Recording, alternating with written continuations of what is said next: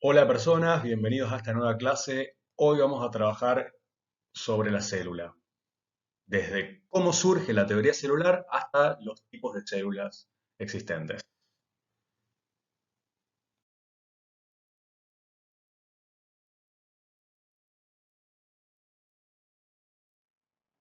La historia de la teoría celular comienza en el año 1665, cuando el señor Robert Hooke usó el microscopio para observar muestras de corcho.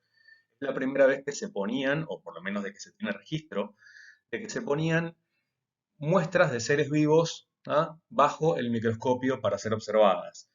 El dibujo que tenemos en la pantalla nos muestra unas pequeñas celdas que encontró Robert Hooke en esta muestra de corcho, y fue el mismo Robert quien le puso el nombre de celda, que significa célula. Años más tarde, en 1674, Anton von Leeuwenhoek comenzó a realizar observaciones con microscopios diseñados por él mismo. Si bien él era un fabricante de telas, que dedicaba mucho tiempo a observar el detalle minúsculo de las telas usando microscopios, también en su tiempo libre se dedicaba a observar muestras de agua, gotas de agua, y encontró una serie de seres vivos muy pequeños a los que llamó animáculos y los dibujó. Fue en 1824 cuando Henry Putrochet afirmó que todos los seres vivos están formados por células. Y en 1833 Robert Brown descubrió el núcleo celular. Años más tarde, entre 1838 y 1839, Schleiden y Schwann determinaron que todos los seres vivos están formados por células o por los productos secretados por ellas. También afirmaron que las células, dentro de cada célula, ocurren reacciones químicas que las mantienen con vida. En el año 1855, Rudolf Virchow enunció que toda célula siempre procede de otra.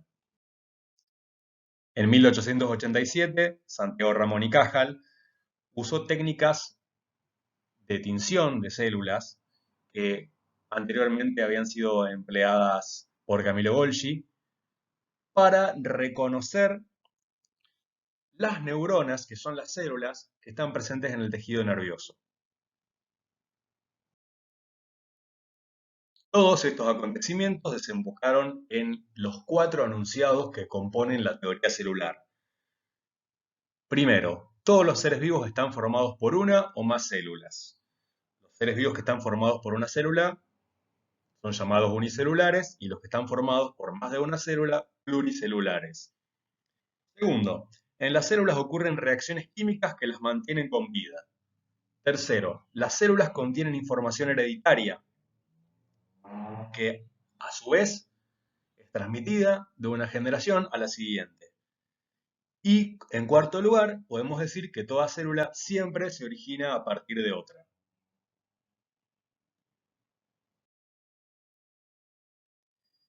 Entonces, podemos definir a la célula de varias formas. Podemos decir que es la unidad estructural, funcional y de origen de todos los seres vivos.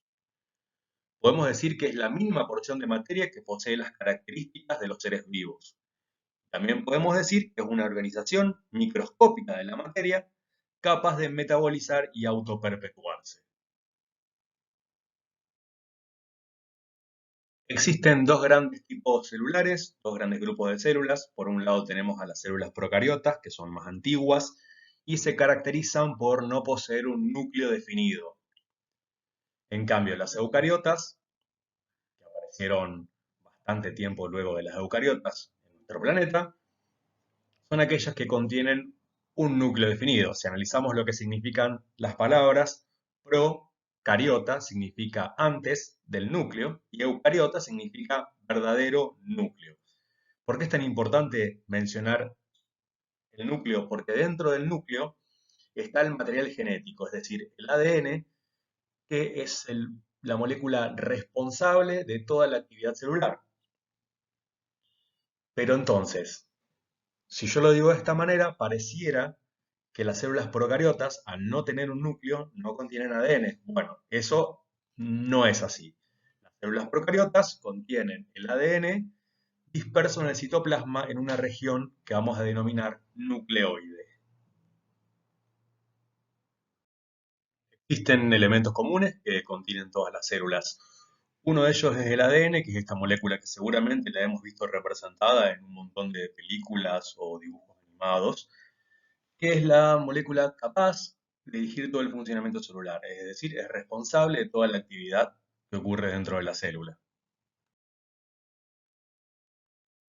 Por otro lado, todas las células poseen membrana plasmática, que es una capa doble de unas moléculas llamadas fosfolípidos, que constituyen el límite entre lo que es el medio interno celular y el exterior. Como la vemos en la imagen, esta doble capa de fosfolípidos es fluida y permite el ingreso y el egreso de sustancias. El citoplasma es el medio interno celular, que está formado básicamente por agua y sustancias sueltas. Y también tenemos a los ribosomas, que son estructuras en las cuales se fabrican, se sintetizan proteínas. Los ribosomas, en el caso de las células procariotas, se encuentran libres en el citoplasma, pero en el caso de las células eucariotas, lo más común, lo más importante, si bien pueden estar en el citoplasma, a veces se encuentran agrupados formando estructuras llamadas polirribosomas y también se encuentran adheridos a una organela que vamos a ver en breve que se llama retículo endoplasmático rugoso.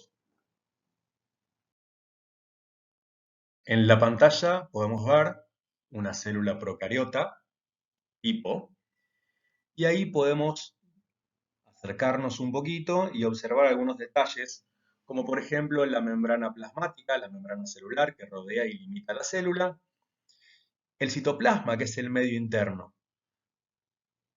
También podemos ver la región nucleoide donde se encuentra el DNA o ADN, y todos esos puntos que están representados ahí vendrían a ser estructuras que vamos a llamar ribosomas. También podemos ver unas estructuras en forma de látigo, que son los flagelos. También vale la pena hacer mención de que las células procariotas, muchas de ellas, están rodeadas por una estructura a la que vamos a llamar pared celular, que está formada por una sustancia llamada mureína o peptidoglicano.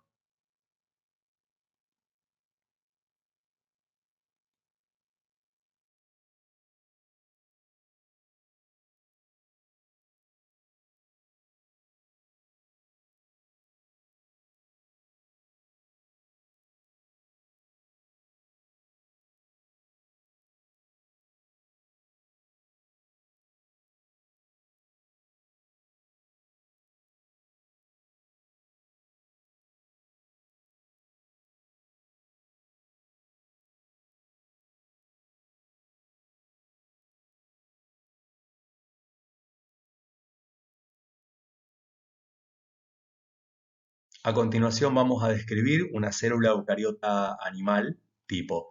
Vamos a ver que hay una estructura envuelta en una membrana que se llama núcleo, en cuyo interior está el ADN, de la cual se diferencia una región un poco más oscura, que es el nucleolo. Y después tenemos un montón de estructuras membranosas donde se cumplen diferentes funciones. Por ejemplo, el retículo endoplasmático liso y el retículo endoplasmático rugoso, donde se sintetizan respectivamente lípidos y proteínas. La diferencia entre uno y otro es que el retículo endoplasmático rugoso posee esos puntos que son ribosomas. Todo lo que se fabrica acá va al Golgi, otra estructura membranosa, donde los materiales son procesados y empaquetados. También tenemos los lisosomas, que son estas esferas rodeadas de membrana, en cuyo interior se digieren un montón de sustancias que pueden ingresar a la célula o incluso que pueden pertenecer a la célula.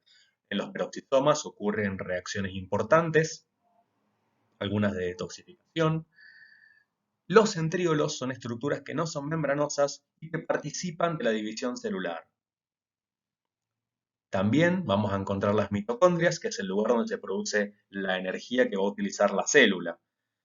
Esta energía se va a utilizar todos los procesos que tengan que ver con el metabolismo celular, movimiento, etc.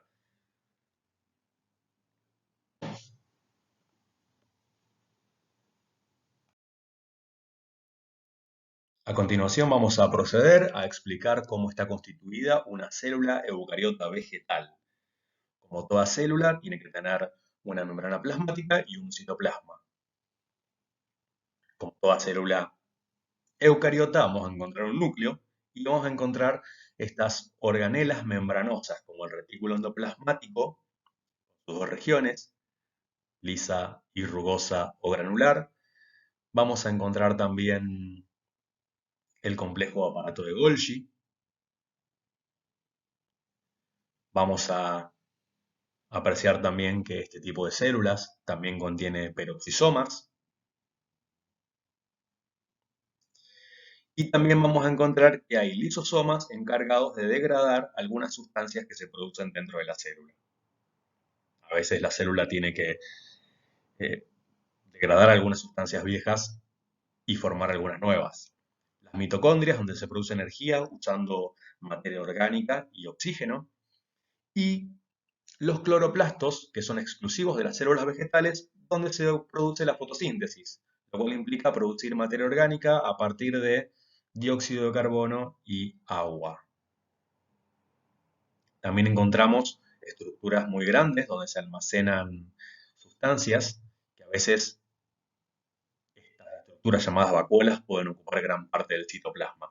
Algo que no se aprecia en la figura es que todas las células vegetales están recubiertas por una sustancia llamada celulosa que compone la pared celular vegetal.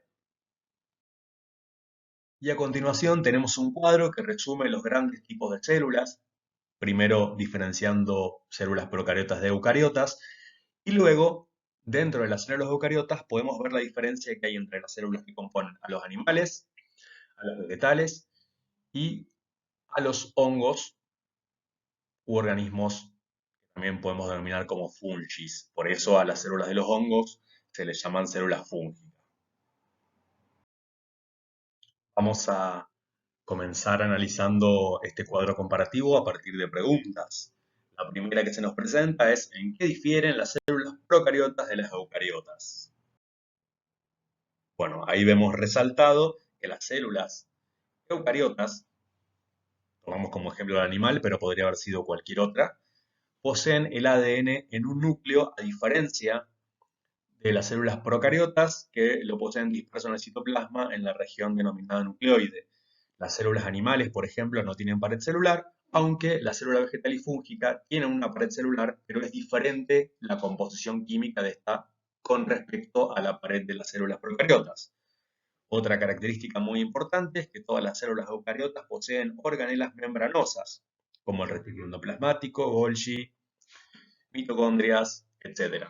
Las células procariotas carecen de este tipo de organelas.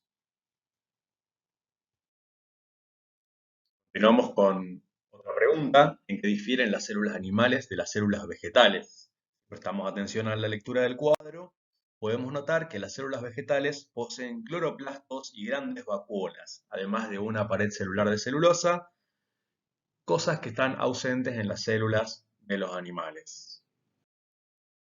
Y terminamos con una última pregunta, ¿en qué difieren las células animales de las fúngicas? Si prestamos atención al cuadro, notamos la presencia de vacuolas, mucho más representativas en las fúngicas que en los animales, y además una pared celular compuesta por una sustancia llamada quitina. Bueno, personas, esto ha sido todo por esta clase, nos vemos la próxima y no olviden hacer sus tareas.